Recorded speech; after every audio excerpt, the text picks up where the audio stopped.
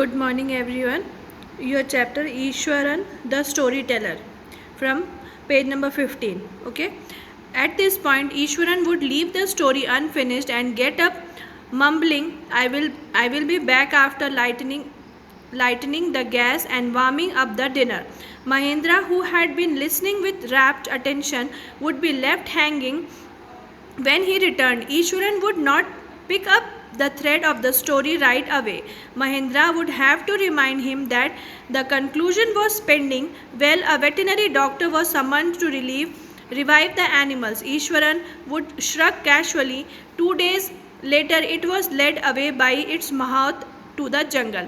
अब जो ईश्वर स्टोरी सुना रहा था उसके बचपन की, उसने उसको वहीं पे छोड़ दिया और बड़बड़ाता हुआ किचन में गया कि अब मैं थोड़ा शाम की दिया बत्ती करूं और उसके बाद खाना बना दूं, डिनर।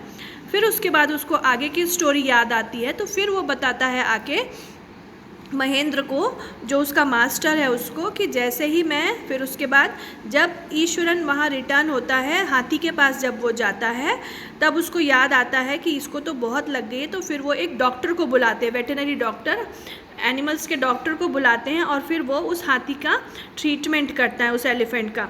उसके 2 दिन के बाद वो हाथी ठीक हो जाता है। फिर उसका जो माहौत है उसको जंगल में ले जाके छोड़ देता है। Well, how did you manage to do it Eswaran? How did you bring down the beast? अब उस महेंद्र जो था उसने ये पूछा, तुमने मैनेज कैसे किया इतने बड़े एनिमल को कंट्रोल करने के लिए, क्योंकि हाथी तो वो एक तरीके से पागल हो गया था, वो पूरे गांव को तबाह कर रहा था।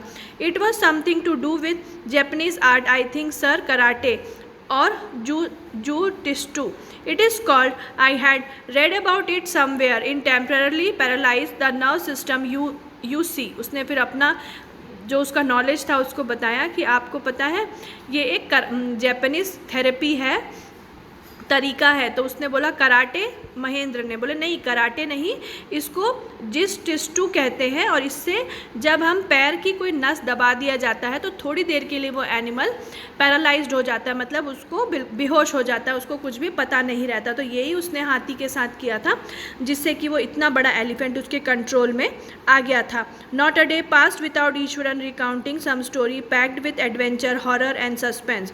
Weather the story was credible और not, Mahendra enjoy listening to it because of the inimitable way in which it was told. Ishwaran seemed to more than make up for the absence of TV in Mahendra living quarters. और उसके बाद ये जो उनका story telling का जो adventurous था वो हमेशा चलता ही रहता था। उनके पास महेंद्र को टीवी देखने की भी ज़रूरत नहीं थी, क्योंकि उसके जो ईश्वरन था उसका जो स्टोरी सुनाने का जो तरीका था वो बहुत ही अच्छा था, इसलिए महेंद्र को कभी भी टीवी की जो कमी थी उसके क्वार्टर में महसूस नहीं हुई। वन मॉर्निंग बाद Mahendra was having breakfast, Eswaran asked, can I make something special for dinner tonight sir? After all today is an auspicious day according to our tradition, we prepare various delicacy to feed up spirits of our ancestors today. अब एक दिन ईश्वरन ने सुबह सुबह महेंद्र से कहा कि आज मैं कुछ अच्छा बना सकता हूँ। अकॉर्डिंग टू हमारे ट्रेडिशन के अनुसार आज का जो दिन है वो हम कुछ अच्छा बनाते हैं और हमारे पूर्वजों को वो अर्पित करते हैं। That night Mahendra enjoyed the most delicious dinner and complimented Eswaran on his culinary skills. He seemed very pleased, but unexpectedly launched into a most garish account involving the supernatural. उस दिन महेंद्र को खाना बहुत अच्छा लगा और उन्होंने उसके खाने की तारीफ़ भी बहुत करी, और उस दिन उनको जो फूड जो दिया गया था वो बहुत ही अच्छे से गार्निश्ड और बहुत अच्छे से उनको अर्पित किया गया था, उनके सुपर नेचुरल मतलब जो उनके मर चुके पूर्वज थे। You know sir, the entire factory area we are occupying was once a burial ground. He started. Mahendra was jerked out of the pleasant reverie he had drifted into after the satisfying meal on the path. Even now I come across a number of skulls and bones. Eswaran continued. अब जब ईश्वर ने महेंद्र को खाना भी खिला दिया और पूरी स्टोरी सुना दी कि आज हमारे अनुसार हम अपने पूर्वजों को जो मर चुके हैं उनको खाना देते हैं, अब उसने ये बताया कि आपको पता है जहाँ हम रहते हैं यहाँ पे पहले एक ग्रेवयार्ड था। अभी भी मैं जब सब्जी लेने जाता हूँ, मार्केट से लौटता हूँ, तो कई बार मुझे स्कल्स और बोन्स पड़े हुए मिलते हैं। He went to narrate now. He sometimes saw ghosts at night. I am only easily frightened by these things, sir. I am a brave fellow, but one horrible ghost of a woman which appears off and on a midnight during the full moon.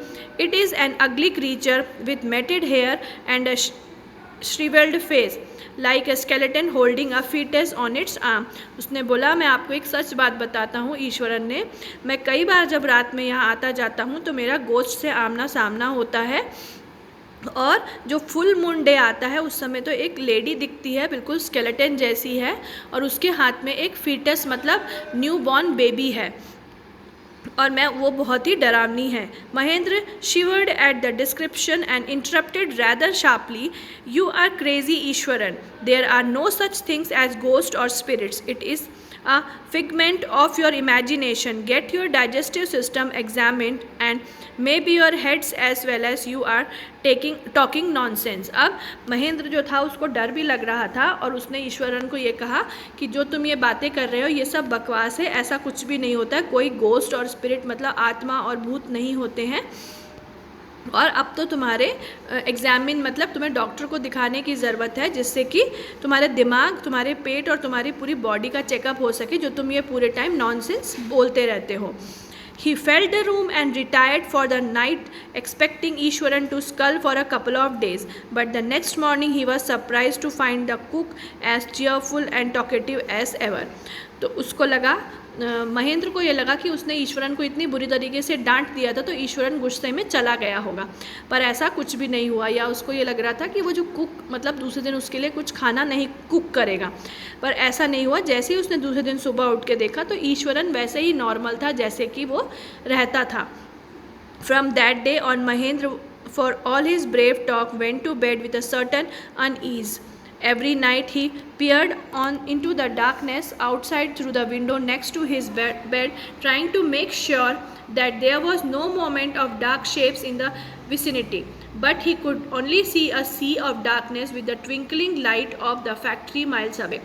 अब जिस दिन से ईश्वरन ने उस महेंद्र को यह story बताई थी, उस दिन से वो रोज़ सोने के पहले बाहर जाके झांकता था विंडो से, और मेक श्योर मतलब वो अपने आप को पक्का करता था कि जैसा ईश्वरन ने बोला है यहाँ पे ऐसा कुछ भी नहीं है, कोई गोस्ट और कोई भी भूत नहीं है यहाँ पे, और वो बिल्कुल पक्का जब हो जाता था उसके बाद वो सोने चला जाता था। और उसको पर उसके जो रूम की उसके जो रूम की खिड़की थी वहाँ से बस क्या दिखता था, फैक्ट्री की लाइट दिखती थी, और उसको कैसा कुछ भी अनयूजुअल कभी भी नहीं दिखा। He had always like to admire the milk white landscape on the full moon night, but after hearing Ishwaran story of the female ghost he avoided looking out his window altogether when he moon was full.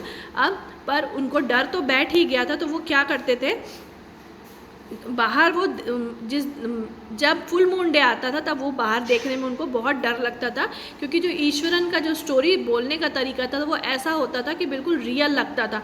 तो महेंद्र को भी मन में कहीं ना कहीं एक डर बैठ गया था, इसलिए वो बाहर देखना उन्होंने जब फुल मून डे पास में आता था वो बंद कर देते थे। One night Mahendra was work up from his sleepy by a low moan close to his window.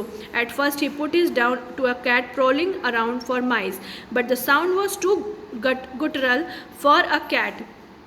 He registered the curiosity to look out lest he should be on a sight which would stop his heart, but the wailing became louder and less feline. He could not resist the temptation any more. Lowering himself to the level of the windowsill, he looked out at the wide sheet of moonlight outside. There, not too far away, was a dark cloudy from cluttering a bundle. अब एक बार रात की बात है, जो महेंद्र थे उनको खिड़की के पास से कुछ आवाज़ सुनाई पड़ी, तो उन्होंने थोड़ी सी हिम्मत करके वो खिड़की के पास तक गए देखने के लिए।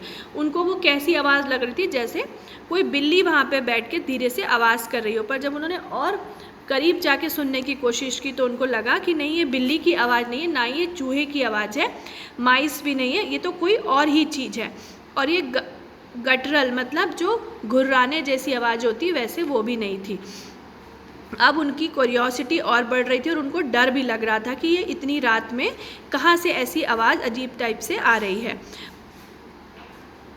There not too far away was a dark cloudy form clutching up bundles. उनको लगा थोड़े दूर में उनको क्लाउड्स दिख रहे थे, तो उनको ये लगा हो सकता है ये आवाज़ क्लाउड्स की हो. Mahendra broke into a cold sweat and fell back on the pillow, panting. As he gradually recovered from the ghostly experience, he began to reason himself, and finally concluded that it must have been some sort of auto-suggestion, some trick that his subconscious had played on him. पर उसके बाद जब उन्होंने वो dark cloud जैसा देखा तो वहाँ पे उनको एक इमेज दिखी, और उसके बाद उनको वो बहुत ज़्यादा डर गए और जाके चुपचाप सो गए. पर वो लेट गए. उसके बाद भी उनके दिमाग में एक ही वो चल रहा था कि जो उन्होंने देखा है क्या वो सच है, या हो सकता है उनके दिमाग का ये मतलब उपज भी हो, या उनका कॉन्शियस में ऐसा भर गया है इसलिए उनको ऐसा दिख रहा है. By the time he had got up in the morning, had a bath and come out to have his breakfast, the horror of the previous night had faded from his memory. Ishwaran greeted him at the door with his lunch packed and his bag. Just as Mahendra was stepping out, Ishwaran grinned and said, "Sir, remember the other day when I was telling you about the female ghost with the fetus in its arm? You were so angry with me for imagining things.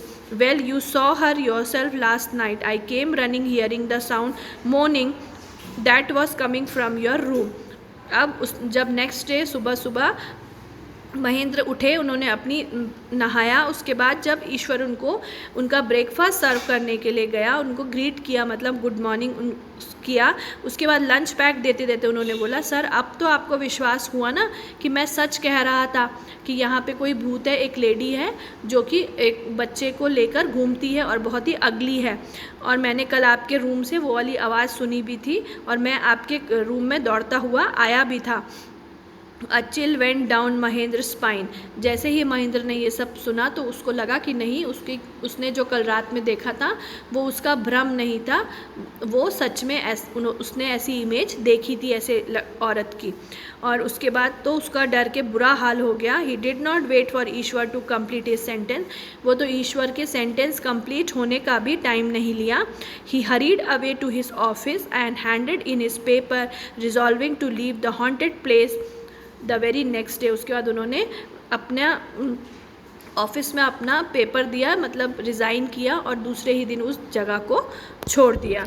Okay, here the chapter is completed and question answers we will do in the next period. Have a good day.